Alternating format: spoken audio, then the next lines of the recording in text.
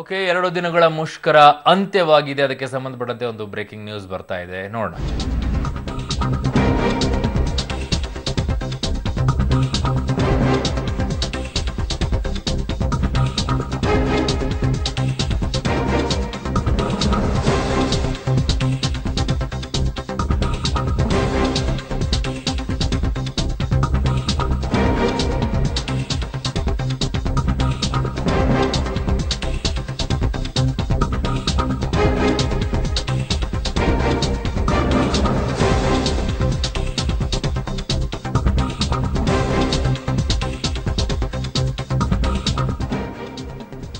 ಕಾರ್ಮಿಕ ಸಂಘಟನೆಗಳ ಮುಷ್ಕರ ಅಂತ್ಯವಾಗಿದೆ. ಕೇಂದ್ರದ ವಿರುದ್ಧ ಗುಡುಗುತ್ತಲೇ ಮುಷ್ಕರವನ್ನ ನೌಕರರು ಮುಗಿಸಿದ್ದಾರೆ. ಫ್ರೀಡಂ ಪಾರ್ಕ್ನಲ್ಲಿ ಪ್ರತಿಭಟನೆಯನ್ನ ಕಾರ್ಮಿಕರು ಅಂತ್ಯಗೊಳಿಸಿದ್ದಾರೆ. ಮುಂದಿನ ದಿನಗಳಲ್ಲೂ ಬೃಹತ್ ಹೋರಾಟ ಕೈಗೊಳ್ಳಲು ತೀರ್ಮಾನವನ್ನ ಮಾಡಿದ್ದಾರೆ.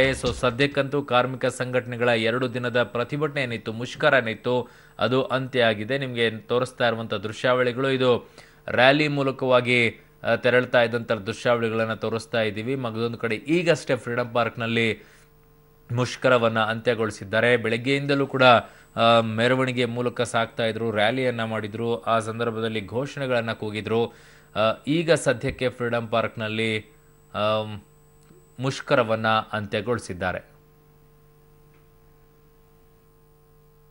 ರೂಪಿಸಿ ಇವತ್ತು ಭಾರತ ದೇಶದಲ್ಲಿ ಸಾರ್ವತ್ರಿಕ ಮುಷ್ಕರಕ್ಕೆ ಕರೆಯನ್ನ ಕೊಟ್ಟಿರುವಂತದ್ದು. ಈ ಸಾರ್ವತ್ರಿಕ ಮುಷ್ಕರದ ಪ್ರಮುಖವಾದಂತಹ ಉದ್ದೇಶ ಕೆಲಸದ ಸ್ಥಳವನ್ನ ಬಂದ್ ಮಾಡೋದು, ಉತ್ಪಾದನೆಯನ್ನ ಸೇವೆಯನ್ನ ಸ್ಥಗಿತ ಮಾಡೋದು. ಇದು ನಮ್ಮ ಈ ಮುಷ್ಕರದ ಬಹಳ ಪ್ರಮುಖವಾದಂತಹ ಒಂದು ಉದ್ದೇಶ. ನಿನ್ನೆ ಮತ್ತು ಇವತ್ತು ದೇಶಾದ್ಯಂತ ಕಾರ್ಮಿಕ ಸಂಘಟನೆಗಳು ಕೊಟ್ಟಿದ್ದಂತ 2 ದಿನದ ಮುಷ್ಕರವನ್ನ ಬಹಳ ಯಶಸ್ವಿಯಾಗಿ ಮಾಡಿದರೆ ತಾವು ಈ ದೇಶದ ಕಾರ್ಮಿಕ ವರ್ಗದ ಹೋರಾಟದಲ್ಲಿ ಒಂದು ಹೊಸ ಇತಿಹಾಸವನ್ನೇ ತಾವು ಬರ್ತಿದ್ದೀರಾ. ಈ ಇತಿಹಾಸಕ್ಕೆ ನಮ್ಮ ಕರ್ನಾಟಕ ರಾಜ್ಯದ ಕಾರ್ಮಿಕ ವರ್ಗ ಕೂಡ ಒಂದು ಹೊಸ ಮೈಲಿಗಲ್ಲನ್ನೇ ಮತ್ತು ಸೇರಿಸಿ 2 ದಿವಸ ಏನ್ ಸಾಧನೆ ಮಾಡಿದೀವಿ. ಕೆಲವರು ಕೇಳಿದ್ರು ನಿನ್ನೆ ನನಗಿಲ್ಲಿ, ನಾನೇನು ಸ್ಟ್ರೈಕ್ ಆಗುತ್ತಾ? ನಾನೇನು ಆಗುತ್ತೆ.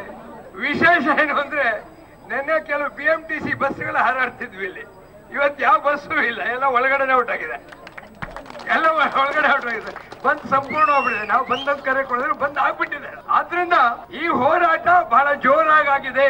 ಮತ್ತೆ ಏನು ಗಳಿಕೆ, ಏನ್ ಮೋದಿ ಕರೆದ್ಬಿಟ್ಟು ನಮ್ಮನ್ನ ತಕ್ಷಣ ಸೆಟ್ಲ್ ಮಾಡ್ಬಿಡ, ಕೆಲವರು ಮಾಧ್ಯಮಗಳು ನಮ್ಮನ್ನು ಕೇಳ್ತಾರೆ ಹೋದಾಗ, ಆ ರೀತಿ ಆಗೋದಿಲ್ಲ.